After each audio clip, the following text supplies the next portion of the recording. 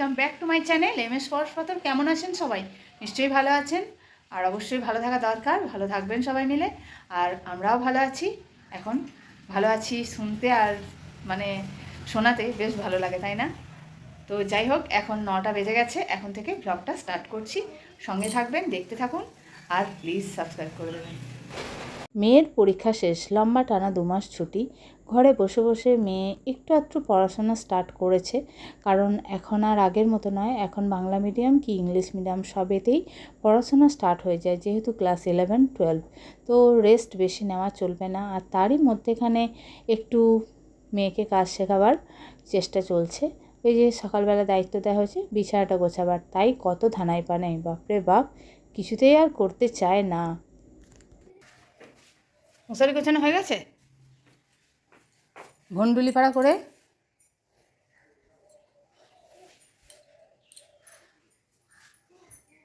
এটা এইরকম 3 স্টেপে, এমনিতে ভেতরে সব গোঁজা মিল দিয়ে ভরে রেখেছিস, সব গোঁজা মিল দিয়ে ভরা আছে।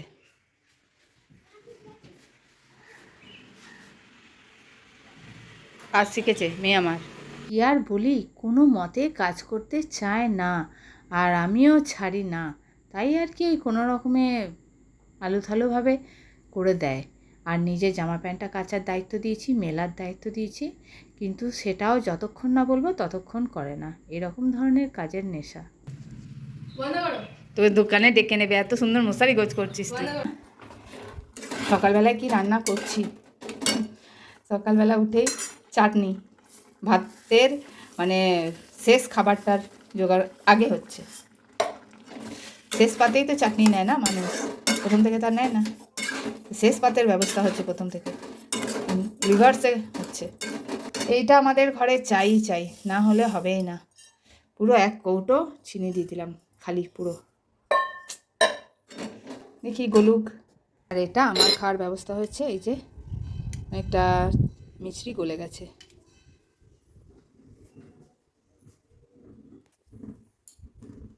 বাবারে হাওয়াতে কি হাওয়া দিচ্ছে, গরম হয়েছে। আর শরবতটা আমি সেবন করব, মানে আজকে নীল পুজো, তাই আমার শরবত হ্যাঁ, তুমিও আছো মা, তুমি শরবতে আছো, সাবুতে আছো, সাবু ভিজানো হয়েছে। আর এইগুলো হচ্ছে রোদে দেবো। এই যে মেটেরিয়ালস, এগুলো না রোদে দিলে হয় না। এই যে দাঁড়ান, যে এগুলো আজকে সব রোদে দেবো। এই সকালবেলা কে দই খায় মান্তু? সকালবেলায় কে দই খায় আমাকে তুই বলতো? সকালবেলা উঠেই তুই ফল, দই, যত আনহেলদিকর খাবারগুলো খাচ্ছিস সকালবেলায় উঠে। আমি ভাবছি এই চাটনিটা ছাড়া আর কোনো কিছুই রান্না করব না। আমার তো উপোস, আর আমি শরবত সাবু এইসবই খাবো, আমাকেও রান্না করতে হবে না। এরা দুজনা যা ভালো বুঝে করুক, আমি আর আজকে এদেরকে দেখছি না। দেখুক, আমি যদি না থাকি বা খাবার জোগাড় না করি তাহলে কি করে চলে। আজকে কোনো রান্নাই করব না, আজকে অরন্ধন চলবে। শুধু চাটনিটুকুই করলাম, আর দুধ গরমটাকেই হয়েছে, আর ভাতটা করব, আর রুটিটা করব, বাকি আর কিছু করব না। চাটনি আমার টকবক টকবক করে ঘোড়ার মতো ফুটছে, টকবক টকবক টকবক। ফুটুক, একটু বেশ গাঢ় পাড়া হবে, আর তাহলেই খেতে ভালো লাগে। নুন বলে খানিকগুলো কোটো বাটা আছে, ধোবো। চিনির ডাব্বাটাও ধুয়ে ফেলি, এটা এবার বাকি থাকে কেন, খালি হয়ে গেল যখন। চলুন, এবার কাজ আছে উপরের। উপর যাওয়া হয়নি, মোটামুটি 9:30 বাজতে চললো। হ্যাঁ, 9:30 বাজতে চললো কি, 9:30 বেজে গেছে। এই যে 9:30 বেজে গেছে। তো চলুন, গাছগুলো আমার দিকে তাকিয়ে আছে, কখন আসবে, কখন একটু জল দেবে, খেতে দেবে। চাপাতি এখানেই জমা রাখি, পচে গেলে গাছে দিই। আর এই যে এগুলো রোদে দিয়ে দিচ্ছি, গ্রীষ্মকালে রোদে দিতে হয়। এখনও এগুলো জল দেওয়া হয়েছে। জল খাওয়া টবের গাছ তো, জল খাওয়ার ক্ষমতা অনেক কম। 2 মগ করে জল দিয়েছি, 1.5 মগ 1 মগ জল দিচ্ছি, একদম বের করে দিচ্ছে। আবার বিকালবেলা দিতে হয়, খুব কষ্টকর গাছ রাখা ছাদে। না, পাতাগুলো কত সুন্দর গজিয়েছে। গ্রীষ্মকালে শরবত খেতে দারুণ লাগে কিন্তু। এই পুদিনা পাতা আর লেবু আর একটু জিরে মানে রোস্ট করে ভেজে গুঁড়িয়ে মানে ওর উপর ছড়িয়ে দিলে দারুণ লাগে। হালকা চিনি মিষ্টি নুন দিয়ে দারুণ লাগে। গাছ লাগানো তো নয়, পুরো কাছড়ায় ভরে যায়। এত পরিষ্কার করতে হয় ছাদ, না হলে অবস্থা খারাপ হয়ে যায়। একদম পুরো পচে পোকা মাকড় কেনোতে ভরে যায়। এই ছাদে গাছ লাগানো খুব পরিশ্রমের কাজ। যে দেখছেন রোজ দিনই পরিষ্কার করলে ভালো হয়, রোজ দিনই হয়নি, এক পাওয়া হয়নি। ও আসলে 9:30 বাজে না। হ্যাঁ হ্যাঁ, রাখো রাখো, ওইখানটা সব মোছা আছে, রাখো রাখো। আর গৃহস্থের কল্যাণে উপোস করি বটে, কিন্তু জোগাড় জানতি এরাই করে, এটাও কিন্তু কম কথা নয়। আগের দিন ফলের বাজার করেছিল, আজকে বাকি বাজারটা করে দিল। ছোলার ডাল আর ইয়েটা এনেছো?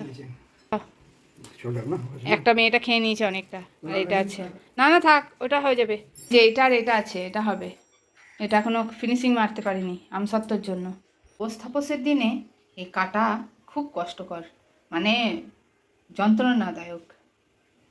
কেন বলো তো? মাঝে মধ্যে মুখে উঠে যাওয়ার ভয় আছে।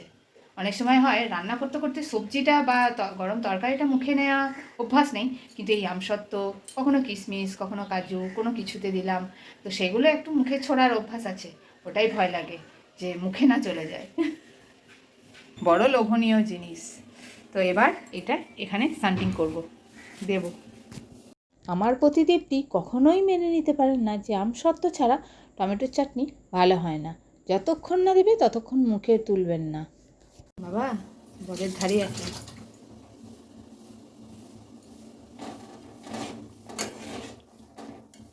ও চলে এসছো? হ্যাঁ এই যে ভিডিও করছি। তোমার হয়ে গেল নীল পুজো?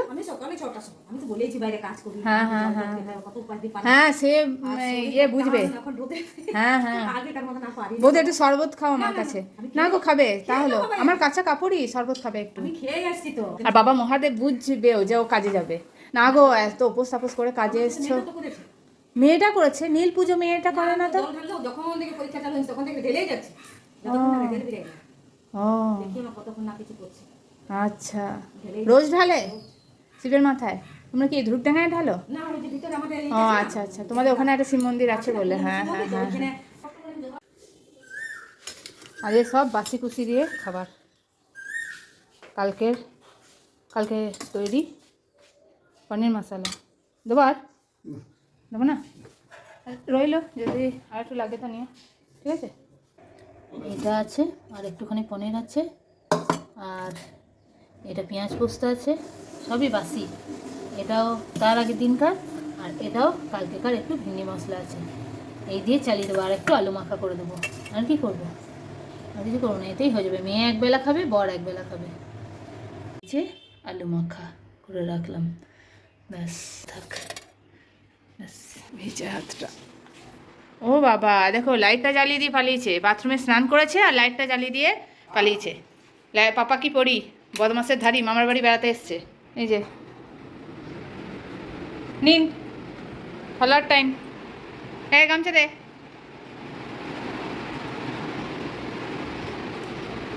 সবকটা সেবা দিয়ে উদ্ধার করো।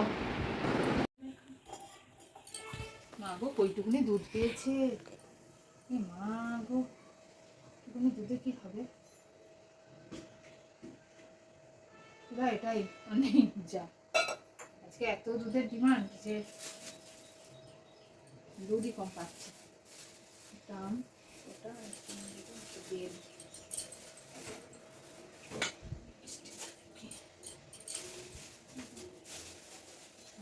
দুধটা ফুল এনেছে। মাগো বেল পাতা ছিঁড়ি, একটা বেল পাতা ভালো নেই, কি অবস্থা হয়েছে।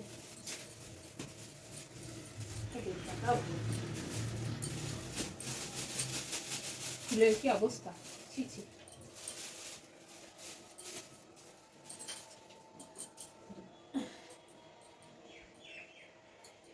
এই মালাটা আমি গেঁথেছি আমার শিবলিঙ্গের জন্য, ঘরের ঠাকুরের।